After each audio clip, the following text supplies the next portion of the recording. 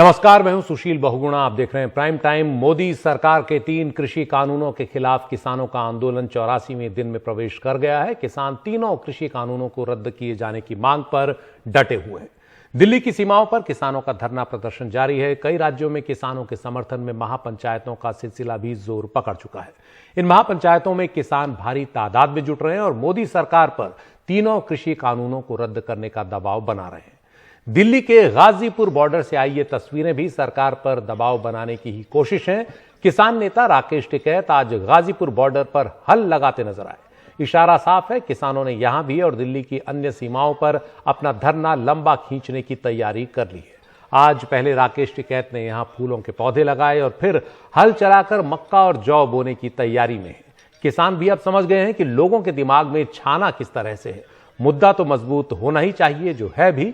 तस्वीरें भी ऐसी हों कि लोगों के दिलों में गहरी बैठ जाएं।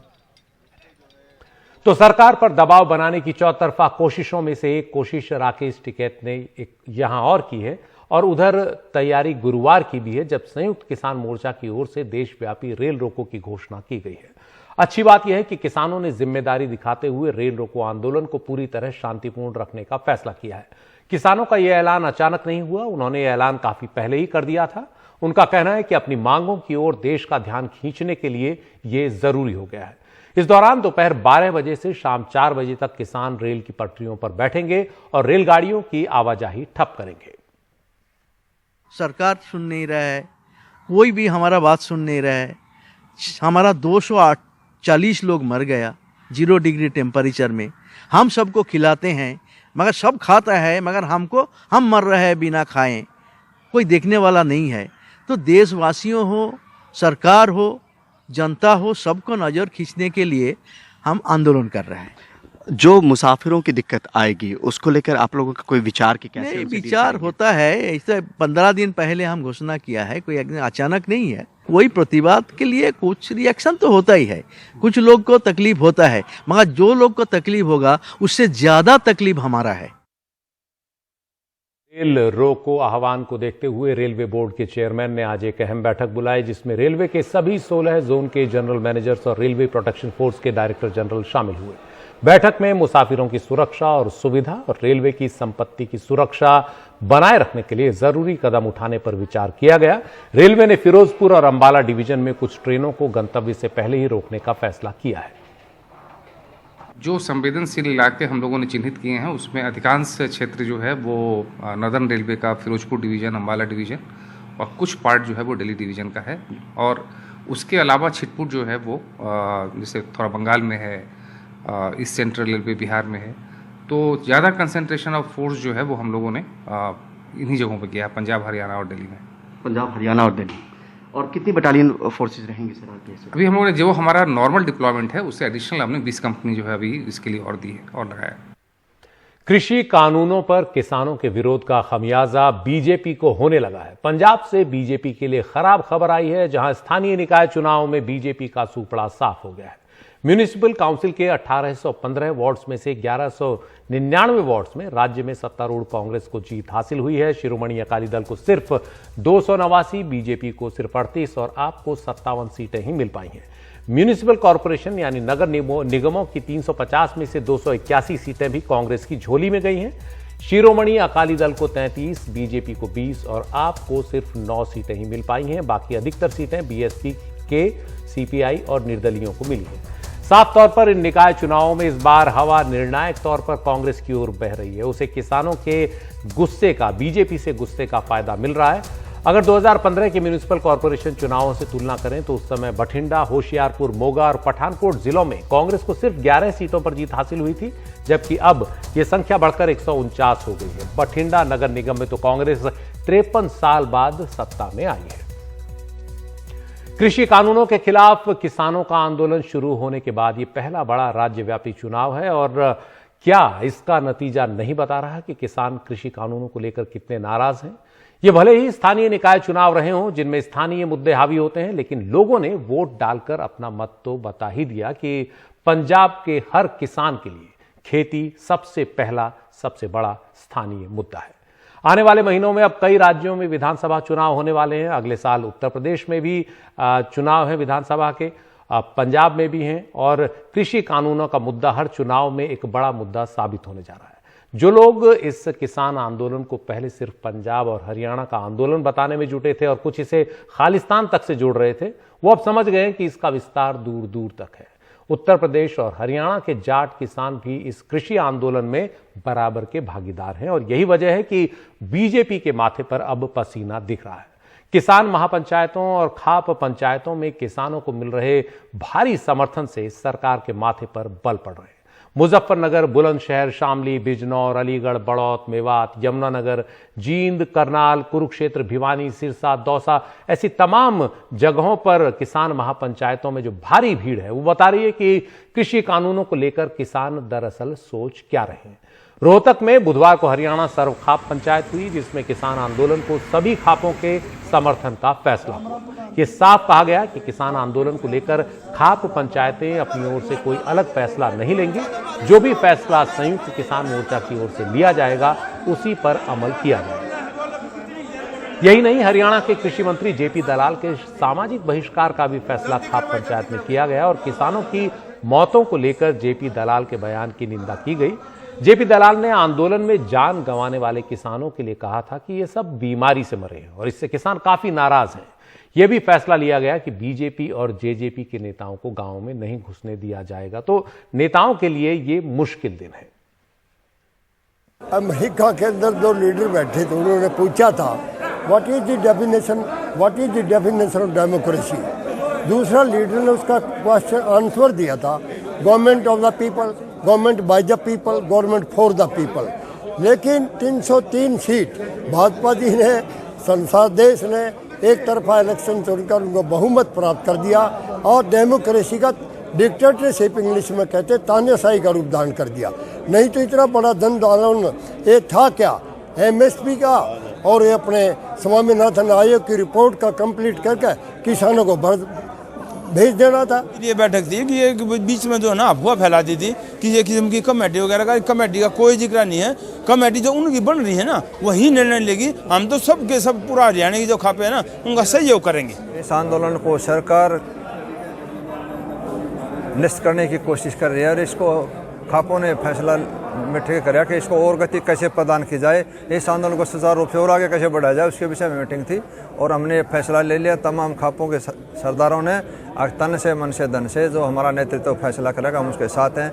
न पंच बदले जाएगा न मंच बदले जाएगा, वो हमारा नेतृत्व करेंगे। उस नेतृत्व को ये पूरा समाज, पूरी खापे सैल्यूट करती है।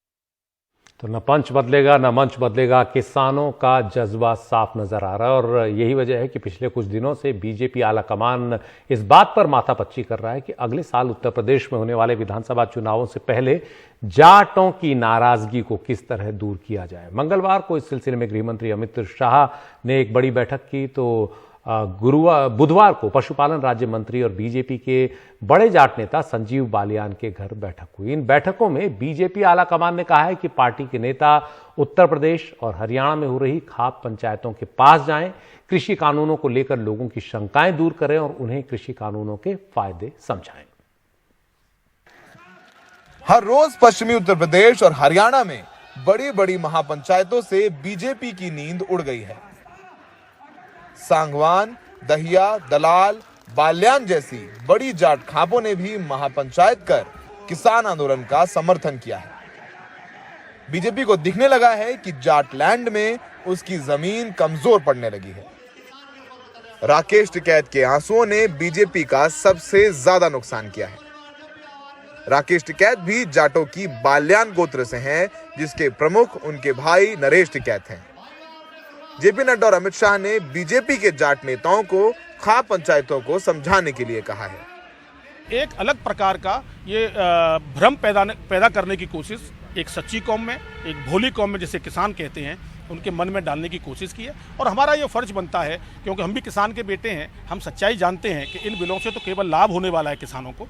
उनके बीच में पहले भी हम जाते रहे, कोई नई बात नहीं है, फिर लगातार उनके बीच में जाएंगे और जो भ्रम है उसको दूर करेंगे। खाप पंचायत के जो मुखिया हैं वो हमारे बुजुर्ग हैं, हमारे सम्मानित हैं, हमारे घर के लोग हैं। अगर हमारे घर के लोगों के मन में कोई भ्रम है तो घर के लोगों से, परिवार के लोगों से बैठ के बातचीत करना और सच्चाई बताना कि साहब ये जो बिल हैं ये आपके जीवन में लाभ देने वाले हैं, जो आने वाली हमारी पीढ़ी है उसको लाभ देने वाले हैं। सूत्रों की माने तो किसान आंदोलन का सबसे ज्यादा लाभ पश्चिमी उत्तर प्रदेश में चौधरी अजीत सिंह के राष्ट्रीय लोकदल को मिल रहा है। जयंत चौधरी की महापंचायतों में जबरदस्त भीड़ आ रही है। बड़े जाट नेता कह रहे हैं कि बीजेपी को वोट देकर उन्होंने गलती कर ली। 2019 के लोकसभा चुनाव में चौधरी अजीत सिंह को हरा देने वाले मुजफ्फरनगर के सांसद और मंत्री संजीव बाल्यान की डगर सबसे कठिन है।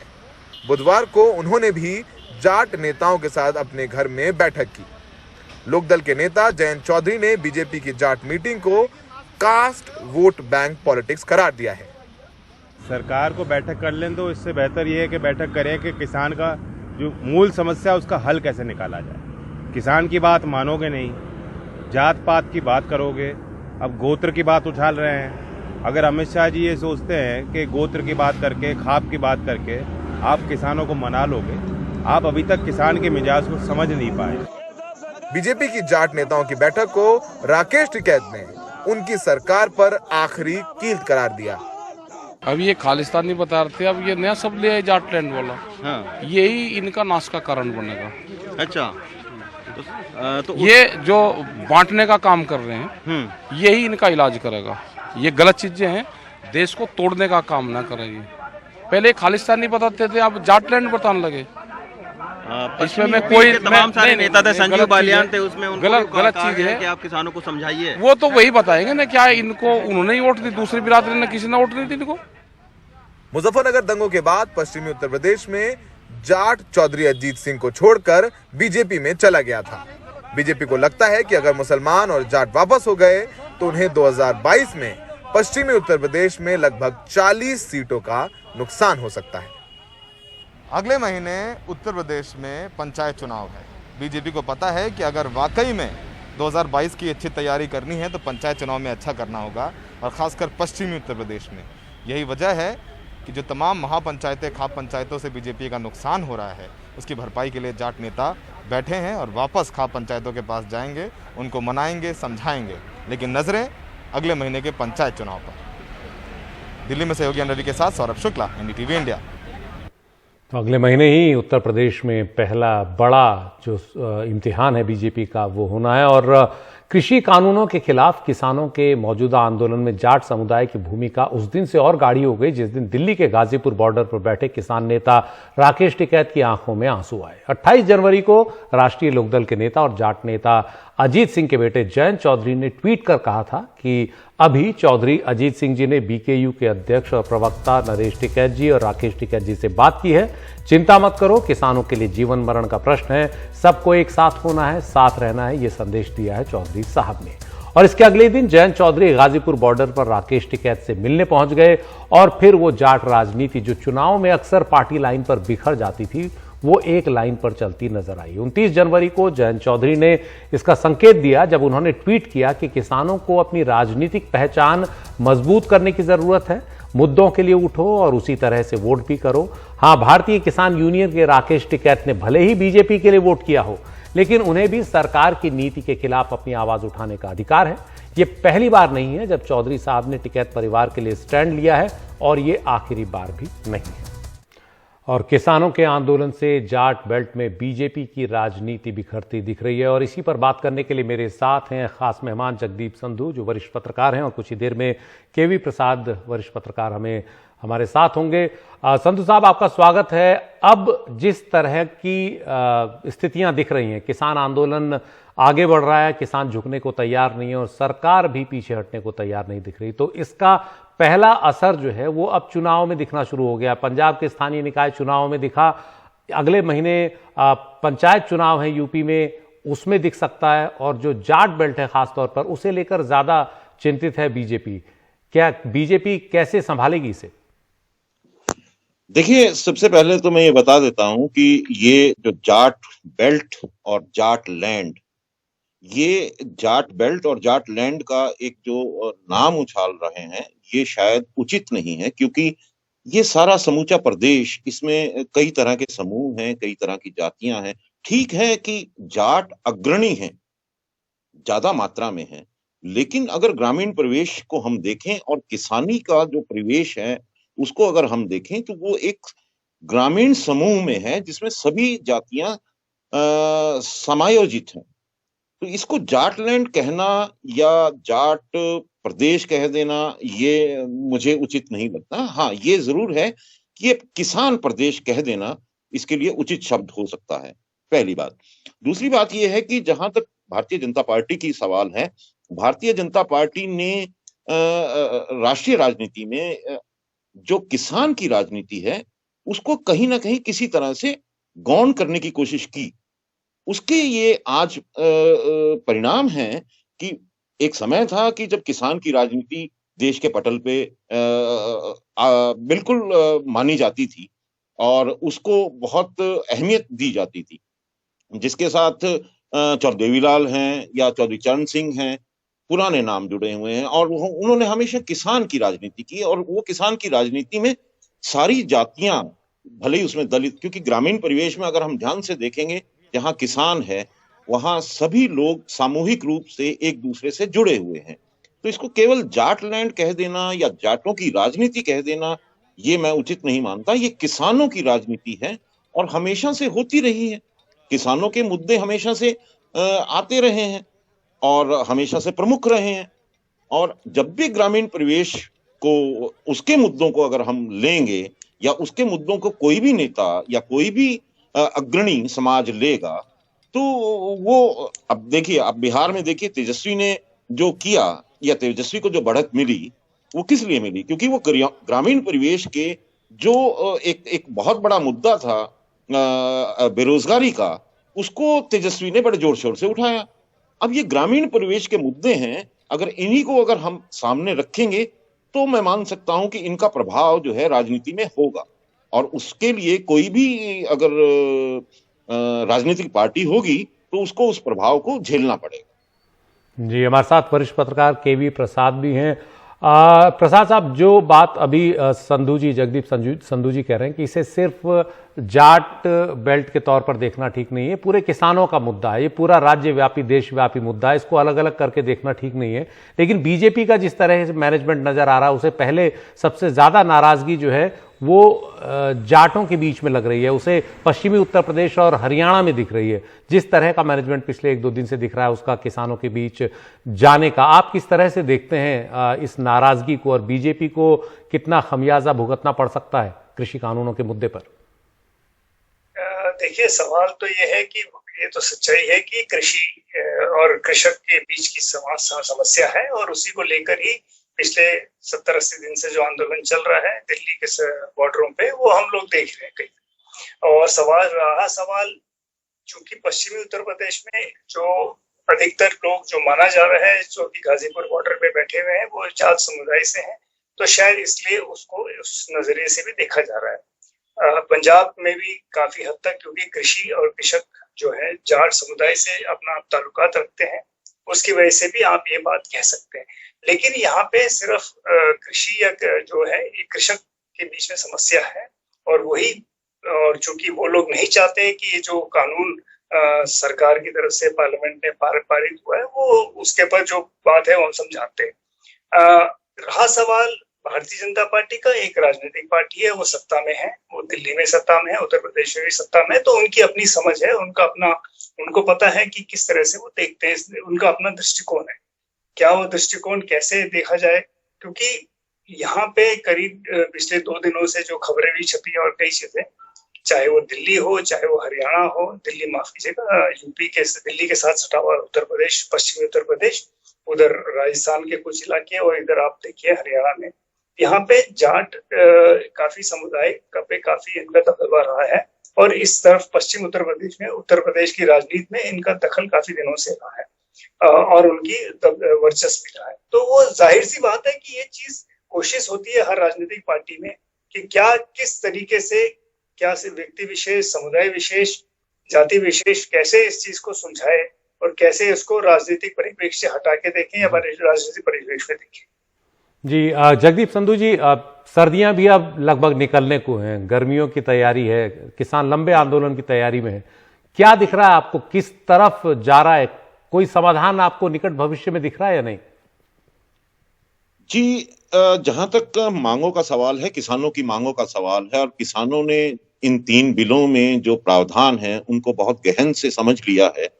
तो इसलिए उनको लगता है कि जब तक इसका स्थायी समाधान नहीं हो जाता तब तक वो शायद अपना कदम पीछे नहीं लेंगे।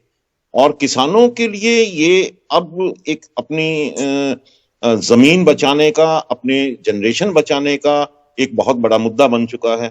और किसानों में दूसरी जातियां भी शामिल हैं, क्योंकि जो किसानों के साथ काम करते हैं उनमें भले दलित हों या भले दूसरे किसी और जाति से हों, वो भी शामिल हैं। अगर आप जैसे जाटों की बात करते थे या जाट लैंड की बात की जाती है, ठीक है कि दिल्ली के आसपास ये आंदोलन हो रहा है और दिल्ली के आसपास जाटों की जो संख्या है किसानी में वो बहुत ज्यादा है। लेकिन अगर मान लीजिए यही बात अगर ये आंदोलन महाराष्ट्र में होता तो वहां मराठे दिखाई देते।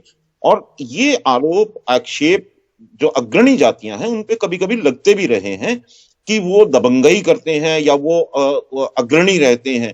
लेकिन ये समायोजित था, एक सामान्य जन आंदोलन की तरह, उस तरह से मैं देख रहा हूं। और मुझे ये लगता है कि जब मैंने पहले दिन जब सिंघू बॉर्डर पे लोग आए थे और वो उन्होंने मोर्चा किया था, तब से मैं यही कह रहा हूं कि इसमें वार्तालाप में कई दौर होंगे। कई लोगों का कहना था कि 3 या 4 दौर में वार्तालाप पूरी हो सकती है, लेकिन मुझे ऐसा लगता था कि ये शायद बहुत लंबा खिंचेगा।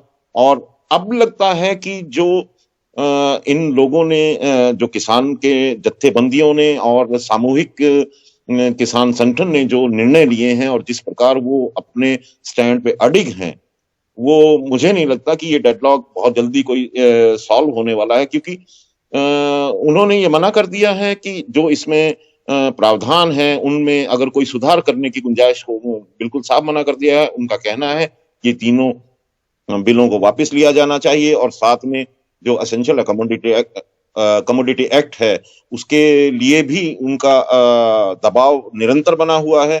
क्योंकि ये अगर इसमें किसानों की तरफ से अगर देखा जाए, उनके दृष्टिकोण को अगर देखा जाए, तो उनके लिए ये अस्मिता का सवाल बन चुका है। और इसके साथ साथ जो दूसरे कामगार लोग हैं, कामगार वर्ग हैं, समाज के अन्य वर्ग हैं, वो भी इसमें शामिल होते जा रहे हैं। क्योंकि जो पीछे प्रावधान हुए हैं और जो जिसमें संशोधन दूसरे तरह के कानूनों में हुए हैं, उनसे उनके ऊपर भी प्रभाव पड़ता दिख रहा है। और अगर आप ध्यान से देखें तो आज के जो नतीजे पंजाब में दिखाई दिए हैं, उसमें पहले ये माना जाता था कि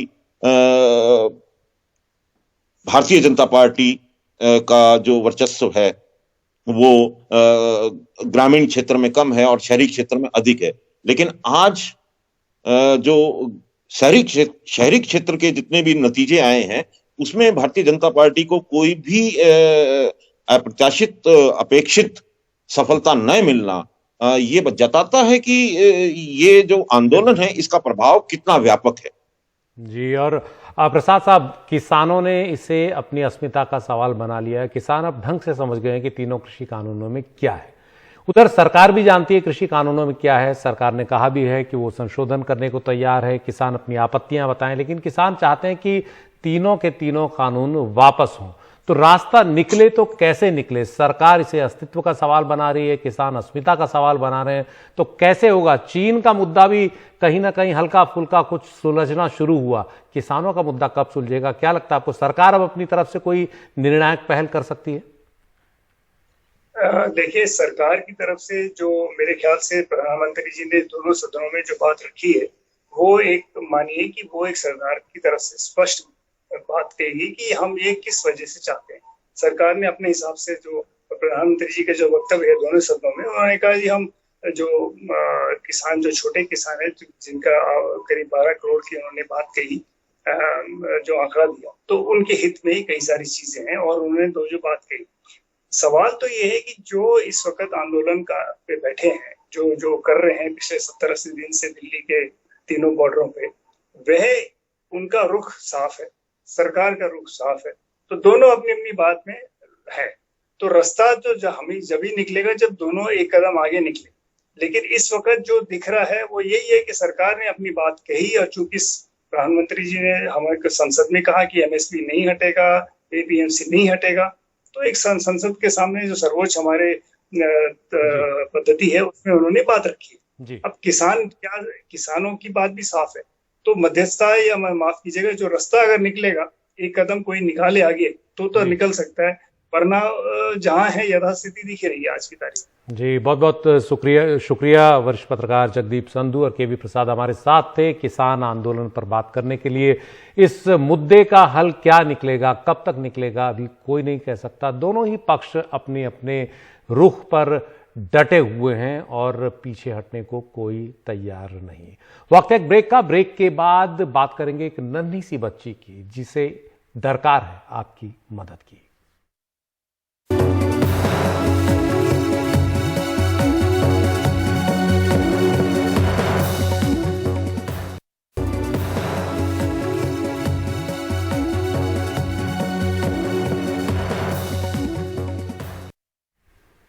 और अब बात एक ऐसी नन्ही बच्ची की जिसे हंसना खिलखिलाना था, लेकिन वो दिन ब दिन मुरझाती जा रही है। मुंबई की मासूम तीरा की तरह ही छत्तीसगढ़ के कोरबा की इस नन्ही बच्ची की सांसें धीरे धीरे थम रही हैं। पिछले 48 दिनों से वेंटिलेटर पर वो जिंदगी और मौत के बीच झूल रही है। 14 महीने की ही है और नाम है सृष्टि। उसे स्पाइनल मस्कुलर एट्रोफी टाइप 1 नाम की बीमारी है। इसके इलाज के लिए करीब 22 करोड़ रुपए की एक दवा की जरूरत है और यह दवा विदेश से आनी है, लेकिन इसके लिए पैसे जमा कर पाना उसके परिवार के बूते के बाहर है। इस परिवार की आस और मासूम सृष्टि की सांस अब लोगों की दरियादिली पर टिकी हुई है।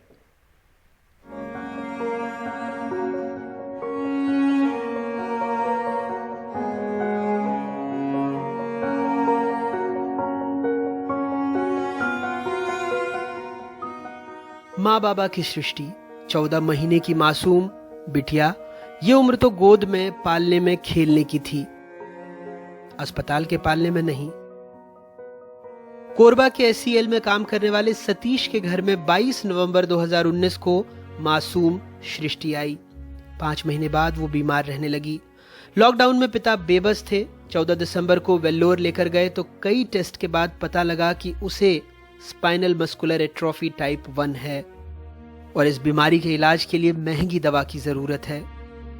तो स्पाइनल मस्कुलर एट्रोफी टाइप 1 नाम की बीमारी हुई है और जिसका की दवा भारत में नहीं है। तो डॉक्टर लोग बोले कि इसका दवा विदेश में है, जिसका की अमाउंट बहुत ज़्यादा है, तो लगभग 16 करोड़ रुपए उसका दाम है वहाँ। और फिर वो अगर भारत में आए तो फिर उसके 6.5 करोड़ का टैक्स भी है, टोटल 22.5 करोड़ का लगभग है आसपास में। इसी तरह का केस मुंबई में भी आया था। तीरा कामर की बच्ची थी, तो उनको वो जो 6.5 करोड़ का जो टैक्स है उन्होंने सेंट्रल गवर्नमेंट ने माफ़ किया है उनको। बाकी वो 16 करोड़ क्राउड फंडिंग के माध्यम से लोगों ने बहुत मदद किया, तो 3 महीने में लोग जमा कर लिए 16 करोड़। अभी उनका इंजेक्शन आने वाला है और मेरे पास भी कोई रास्ता नहीं है, उतना सारा पैसा तो है नहीं। तो मैं भी चाहता हूँ कि लोग मदद करें, हमारी राज्य सरकार, केंद्र सरकार, मेरी बच्ची की जान बचे। वापसी में रास्ते में ही दूध तक पीने में दम घुटने लगा तो बिलासपुर के अपोलो अस्पताल में भर्ती कराना पड़ा, जहां वो वेंटिलेटर पर है। ये एक तरह का डिजेनरेटिव डिजीज है। डिजेनरेटिव डिजीज मतलब कि दिन ब दिन ये बीमारी बढ़ती जाती है, क्योंकि दिन ब दिन नसें उसकी कमजोर होती जाती हैं, इसीलिए उसकी मांसपेशियां भी कमजोर होती चली जाती हैं। इसको बचाने के लिए बचाने के लिए जो है ना, सो एक इंजेक्शन आता है जो इंट्राथीकल लगता है, मतलब कि नस में पहुंचाई जाती है। वो करीब 94 लाख का एक वाइल आता है और शुरू में 4 वाइल लगता है और फिर करीब हर 4 महीने पे एक वाइल लगता है। तो ये काफ़ी महंगी प्रक्रिया है। एक तो जीन थेरेपी भी होती है जो कि नस से दवाई पहुंचाई जाती है, उसकी दवाई काफ़ी महंगी है, $2.1 मिलियन का है। सृष्टि को बचाने के लिए 22 करोड़ रुपए से ज्यादा के महंगे इंजेक्शन और दवाओं की जरूरत है। उसके नाम पर बने मदद कोष में 14 दिनों में अब तक 356 लोगों ने 3,46,231 रुपए की मदद की है, जो 22 करोड़ रुपए के पहाड़ के सामने बहुत कम है। माता पिता को प्रधानमंत्री, मुख्यमंत्री के अलावा हमसे, आपसे उम्मीद है और डॉक्टरों को दवा की जल्द से जल्द जरूरत है। उसको कोई इन्फेक्शन नहीं हो ऊपर से, उसके लिए कुछ एंटीबायोटिक दे रहे हैं, उसको भोजन मिलता रहे और सिर्फ पाइप से उसको खाना पहुंचाया जा रहा है। उसकी सांस रुकी हुई है तो उसके कारण उसको वेंटिलेटर पर रखा गया है। लेकिन ये लंबा खींचने वाला चीज़ नहीं है, क्योंकि ये बीमारी बढ़ने वाली बीमारी है, ये बीमारी ठीक होने वाली बीमारी नहीं है। जब तक इसका जीन थेरेपी नहीं और जीन थेरेपी फिलहाल एक सपना ही दिख रहा है। एक बच्ची का बाप हूँ, कई कहानियां कहता हूँ, लेकिन ऐसी कहानी से रूह कांप जाती है। एक बाप की बेबसी याद आती है सियाराम शरण गुप्त की पंक्तियां, फूल की चाह, जिसमें वो कहते थे, मेरा हृदय कांप उठता था, बाहर गई निहार उसे, यही मानता था कि बचा लूं किसी भांति इस बार उसे, भीतर जो डर रहा छिपाए, हाय वही बाहर आया, एक दिवस सुखिया के तनु को ताप तप्त मैंने पाया, काली कांति पड़ गई इसकी, हंसी न जाने गई कहाँ, अटक रहे हैं प्राण क्षीणतर, सांसों में ही हाय यहाँ। अरे निष्ठुरे, बड़ी हुई है यदि तेरी तृषा नितांत, तो कर ले उसे इसी क्षण मेरे इस जीवन से शांत।